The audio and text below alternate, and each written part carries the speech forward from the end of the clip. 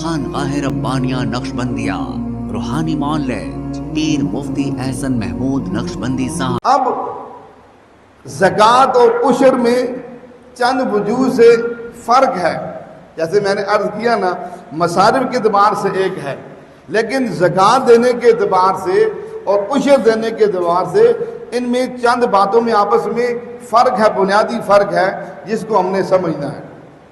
اب کیا فرق ہے توجہ کیجئے گا۔ پہلی بات، جب آپ زکوٰۃ دیتے ہیں تو آپ کو زکوٰۃ دینے کے لیے صاحب نصاب کا ہونا ضروری ہے۔ جو آدمی صاحب نصاب نہیں ہے اس کے اوپر زکوٰۃ فرض نہیں ہے۔ عشر کے لیے صاحب نصاب کا ہونا ضروری نہیں ہے، عشر دینے کے لیے صاحب نصاب کا ہونا ضروری نہیں ہے۔ اس لیے آپ کی پیداوار تھوڑی ہے، زیادہ ہے، آپ کو اس کا عشر دینا ہے، اس کا عشر دینا۔ یہ پہلا فرق سمجھ گیا کہ اس کے لیے زکوٰۃ کے لیے صاحب نصاب کا ہونا ضروری ہے، عشر کے لیے صاحب نصاب کا ہونا ضروری نہیں ہے۔ دوسری چیز، زکوٰۃ کے مال کے اوپر سال کا گزرنا ضروری ہے۔ زکوٰۃ کے مال پر سال کا گزرنا ضروری ہے، سال گزرنے کے بعد آپ اس کی زکوٰۃ دیں گے۔ جبکہ عشر کے رقم، عشر کے اوپر، زمین کے اوپر سال کا گزرنا ضروری نہیں ہے۔ بعض زمینیں ایسی ہیں جو دو تین فصلیں دیتی ہیں، سال کے اندر دو تین فصلیں دیتی ہیں۔ جب فصل ہوگی اس کو عشر دے گا، جب فصل ہوگی 4 مہینے کے بعد ہو، 3 مہینے کے بعد ہو، 6 مہینے کے بعد ہو، سال کے بعد ہو، اس نے اس کو عشر دینا ہے۔ تو اس لیے عشر کے اوپر سال کا گزرنا ضروری نہیں ہے۔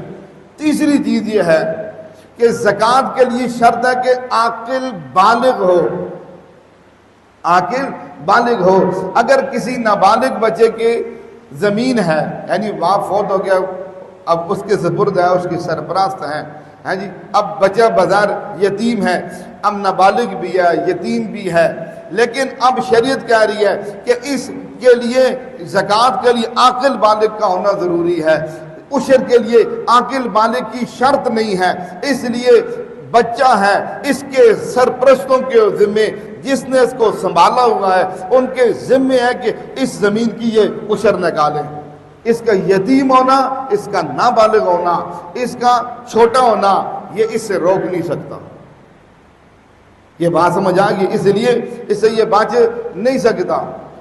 پانچویں فرق بڑا واضح یہ ہے، مثلا آپ کے پاس سونا ہے، آپ نے رکھا ہوا، آپ نے پہنتے ہیں یا رکھا ہے، 20 سال ہو گئے ہیں، 20 سال سے زکوٰۃ دے رہے ہیں، ہر سال سونے کی زکوٰۃ دینی ہے، ہر سال سونے کی زکوٰۃ دینی ہے۔